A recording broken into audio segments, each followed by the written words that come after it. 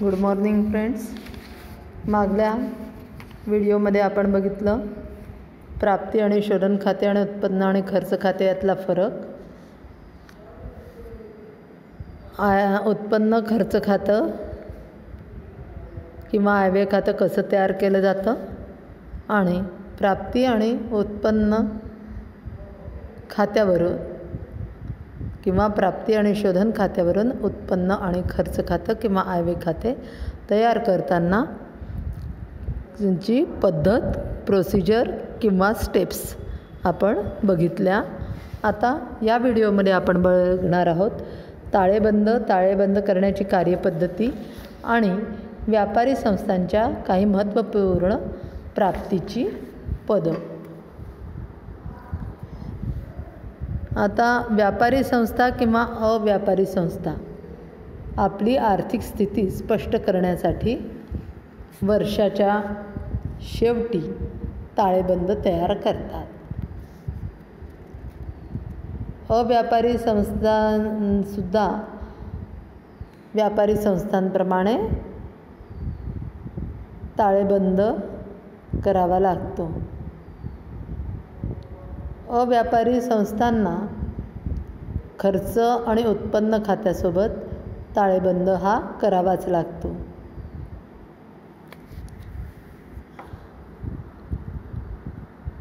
ज्याप्रमाणे प्राप्ती आणि शोधन खात्याचे आणि जास्तीच्या माहितीवरून उत्पन्न आणि खर्च खातं तयार केलं जातं, त्याचप्रमाणे या माहितीच्या आधारे ताळेबंद ते सुद्धा तयार केला जातो. प्राप्ती आणि शोधन खाते हे अव्यापारी संस्थांसाठी तेरजेचं काम करते. प्राप्ती आणि शोधन खात्याची जी शेवटची रोख शिल्लक किंवा बँक शिल्लक असते ती ताळेबंदात संपत्तीला बाजूला दाखवली जाते. तसंच जी संपत्ती चालू वर्षात खरेदी केली आहे तो भांडवली खर्च म्हणून प्राप्ती आणि शोधन खात्यात शोधन बाजूला असतो, तोही संपत्ती बाजूला लिहिला जातो. आणि बाकीची सगळी संपत्ती आणि देयता ही मागल्या वर्षाच्या ताळेबंदावरून चालू वर्षाच्या ताळेबंदात स्थानांतरित केली जाते. त्याच्याशिवाय काही जमा खर्चांची पुस्तकं असतात, नोंदबुक असतात, अतिरिक्त माहिती असते, त्याच्यावरच्या समायोजना याच्यावरून ताळेबंद तयार केला जातो. म्हणजे काय, ताळेबंद हे विशिष्ट तारखेला आर्थिक स्थिती दर्शवणारे विवरण आहे. आता कसं केलं जातं ताळेबंद करण्याची कार्यपद्धती आपण बघणार आहोत. पहिले आहे प्रारंभिक भांडवल निधी निश्चित करणे. म्हणजे सुरुवातीचं भांडवल किती आहे ते शोधून काढावं लागतं. कारण आपण बघितलं आहे प्राप्ती आणि याच्यात काय असतं, भांडवल किती आहे ते त्याच्याप्रमाणे सगळ्या ॲडजस्टमेंट त्याच्यात करावा लागतं. जर उदाहरणार्थ भांडवल निधीचे आधिक्य दिले नसेल तर सगळ्यात पहिल्यांदा प्रारंभिक भांडवल निधी निश्चित करण्यासाठी मागील वर्षाचा ताळेबंद तयार केला जातो आणि मागील वर्षीच्या संपत्तीतून मागील वर्षाची देयता वजा केल्यावर येणारे आधिक्य हे भांडवल निधीचे आधिक्य असते. भांडवल निधीसुद्धा ताळेबंदात देयता बाजूला सगळ्या समाज योजनांचा प्लस मायनस करून लिहिण्यात येतो. दुसरं आहे आयचे व्ययावरील आधिक्य.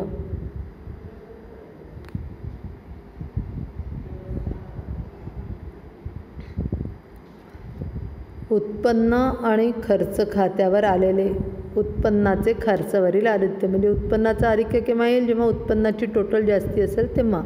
उत्पन्न साईडची टोटल जास्त असेल तर उत्पन्नाचे खर्चावरील आधिक्य ताळेबंदात देयता बाजूला भांडवल निधीत मिळवायचं आहे, अधिक करून दाखवायचं आहे.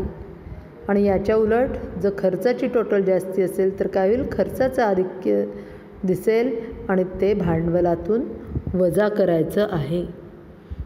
आता भांडवल निधीच्या समायोजना, तिसरा मुद्दा आहे भांडवल निधीच्या समायोजना.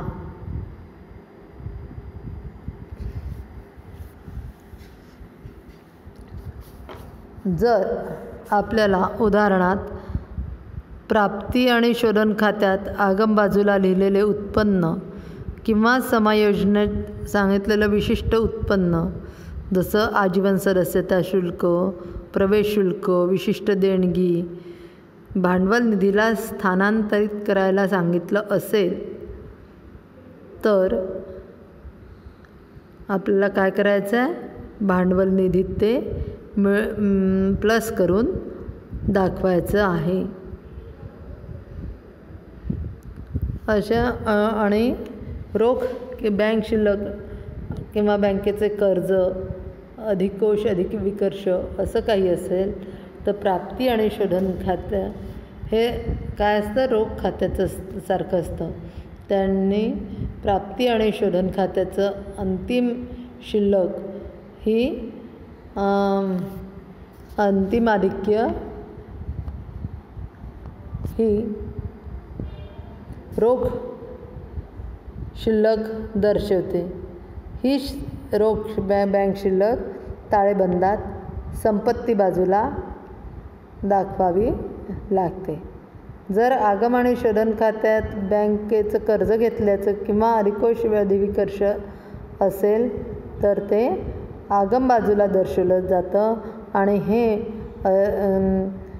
अधिकोष अधिविकर्ष हे देयता बाजूला दाखवलं जातं.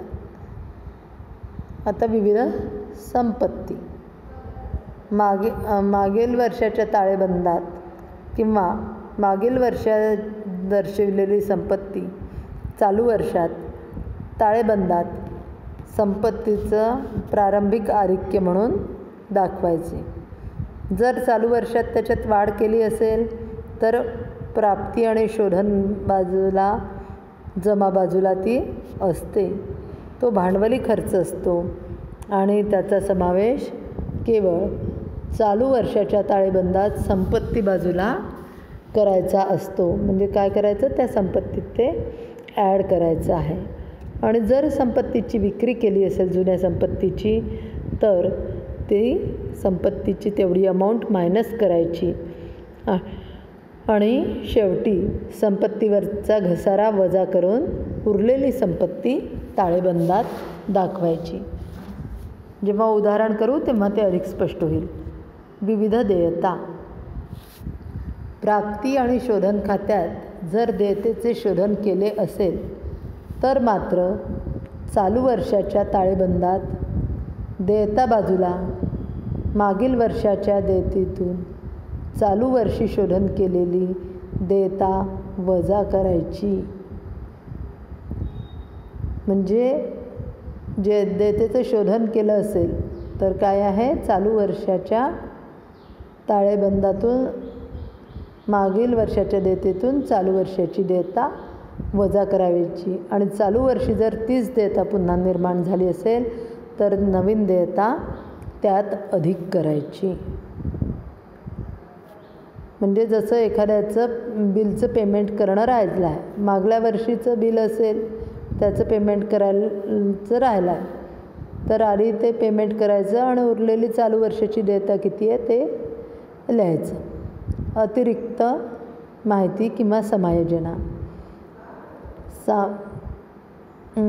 साधारणपणे काय असतं की अतिरिक्त माहिती ही प्राप्ती आणि शोधन खात्यात दिलेली नसते तर ती खात्याच्या खाली दिलेली असते. तर या अतिरिक्त माहितीचा ताळेबंद तयार करताना विचार करायचा. सामान्यपणे काय असतं की चालू वर्षाचे दत्त खर्च, पूर्वप्राप्त उत्पन्न हे देयता बाजूला लिहायचं असतं. तर चालू वर्षाचे पूर्वदत्त खर्च आणि येणे उत्पन्न हे संपत्ती बाजूला लिहायचं असतं.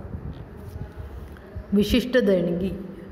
आता विशिष्ट देणगी, एखाद्या कामाच्या उपयोगासाठी जर देणगी मिळाली असेल तर अशी देणगी ताळेबंदात देयता बाजूला, समजा बिल्डिंग बांधण्यासाठी किंवा काही अशा पर्टिक्युलर याच्यासाठी दिलेली असेल तर ती देयता बाजूला दर्शवण्यात येते. आणि अशा प्रकारे सगळं आपण त्याच्यात प्लस मायनस केलं तर ताळेबंद हा आपोआप त्याचं संतुलन व्हायलाच पाहिजे. समजा ताळेबंदाचं संतुलन झालं नाही याचा अर्थ कुठेतरी गडबड झाली आहे. मग स्वयंसंतुलन ताळेबंद तयार झाल्यावर सर्व बाबींचा विचार केल्यावर जसा व्यापारी संस्थेचा ताळेबंद आपोआप संतुलित होतो तसाच अव्यापारी संस्थांचाही ताळेबंद हा संतुलित व्हायला हवा. याच्यानंतर आपण बघणार आहोत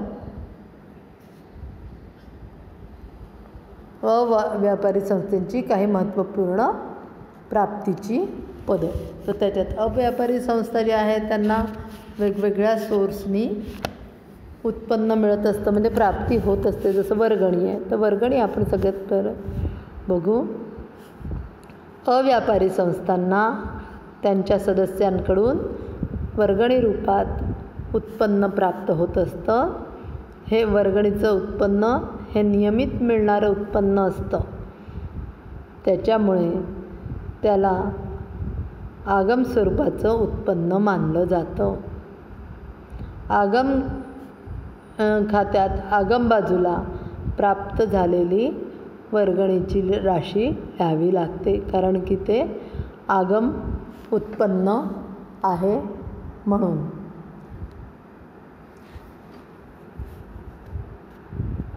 उत्पन्न आणि खर्च लेख्यात जमा बाजूला वर्गणीपासूनची प्राप्ती लिहिली जाते. जर मागील वर्षीची वर्गणी मिळाली असेल तर ती वजा केली जाते. चालू वर्षाची अप्राप्त वर्गणी असेल तर ती अधिक केली जाते.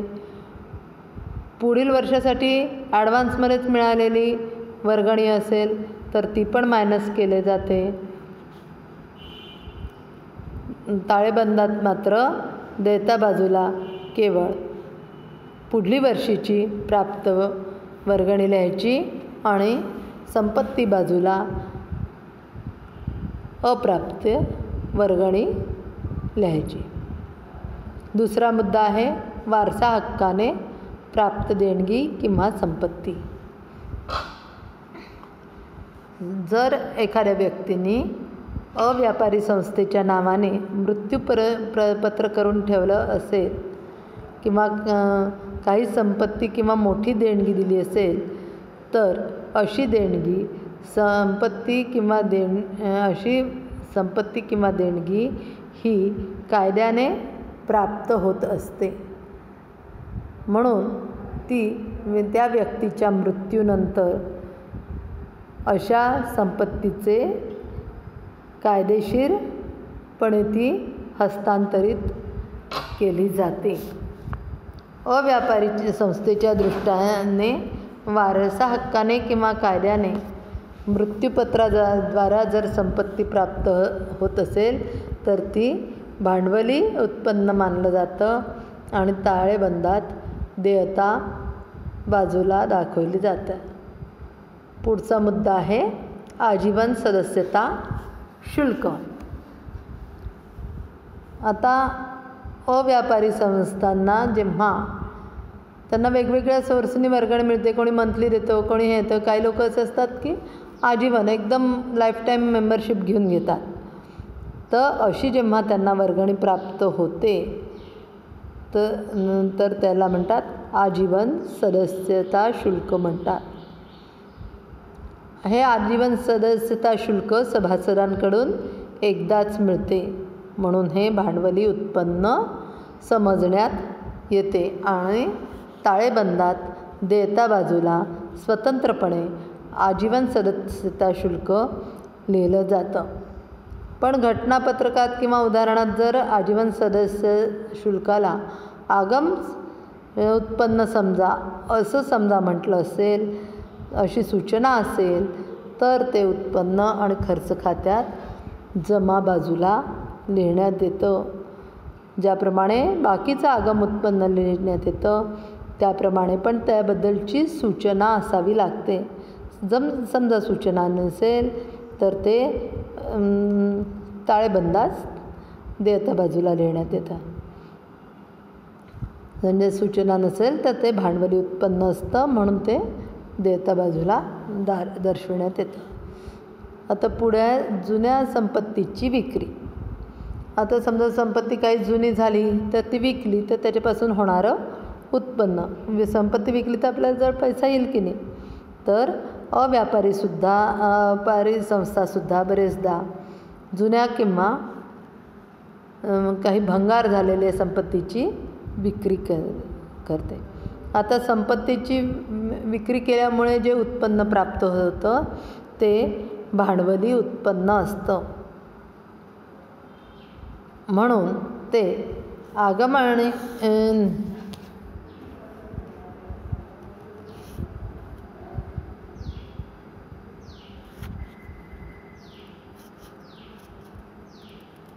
आगम उत्पन्न असतं आणि आगम आणि शोधन खात्यात लिहिलेलं असतं.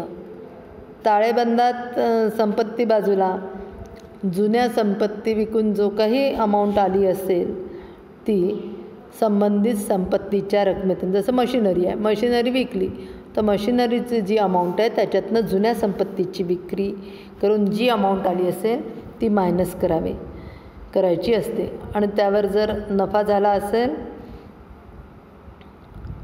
तर तो अधिक करायचा आणि तोटा वजा करायचा. आणि केवळ संपत्तीच्या विक्रीवरील नफा हा उत्पन्न आणि खर्च खात्यात जमा बाजूला लिहायचा आणि तोटा मात्र नावे बाजूला लिहायचा.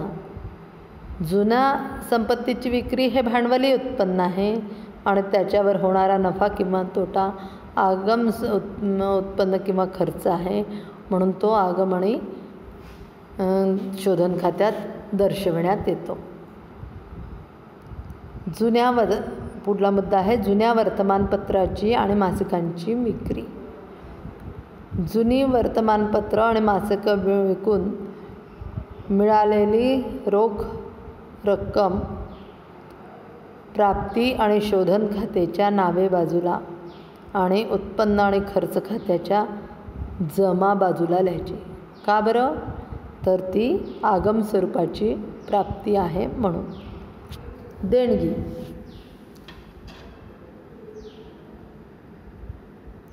देणगीचे साधारण 2 प्रकार आहेत.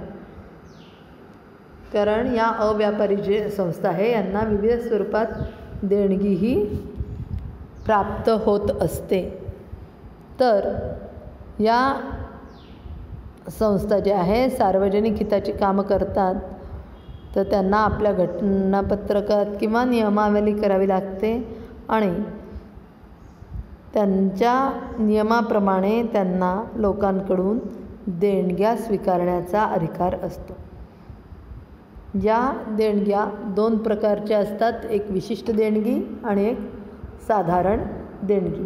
आता विशिष्ट देणगी, ज्या वेळेला देणगीदार म्हणजे देणगी ज्याला द्यायची आहे तो देणगीदाता देणगी देताना ती विशिष्ट कामानेच वापरायची असं सांगतो. जसं जेवणासाठी आहे, इमारत बांधण्यासाठी आहे असं तो जेव्हा सांगतो तेव्हा त्याला विशिष्ट देणगी असं म्हणतात.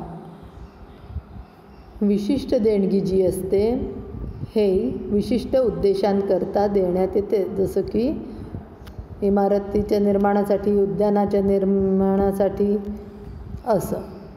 आणि विशिष्ट देणगीचं भांडवलीकरण करून ती ताळेबंदात देयता बाजूला दर्शवण्यात येते. तर साधारण देणगी, ज्यावेळी देणगी देणारा जो पैसा देतो त्याच्याबद्दल कुठल्याही प्रकारची अट घालत नाही तर अशा देणगीला साधारण देणगी असं म्हणतात. अशा साधारण देणगीची रक्कम अल्प असल्यास तिला आगम स्वरूपाची प्राप्ती समजून ती ज्या वर्षात मिळाली त्या वर्षाच्या उत्पन्न आणि खर्च खात्यात जमा करावयाची असते.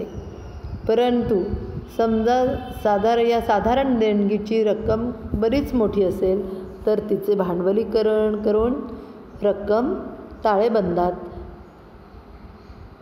स्वतंत्रपणे दाखवली जाते किंवा भांडवल निधीत प्लस केली जाते.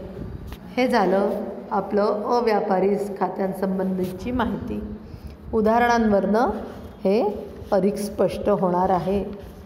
त्याच्यामुळे जास्तीत जास्त ही याच्यावरची उदाहरणंही सोडवायची आहेत. आज इथेच थांबूया. बाय. Good day.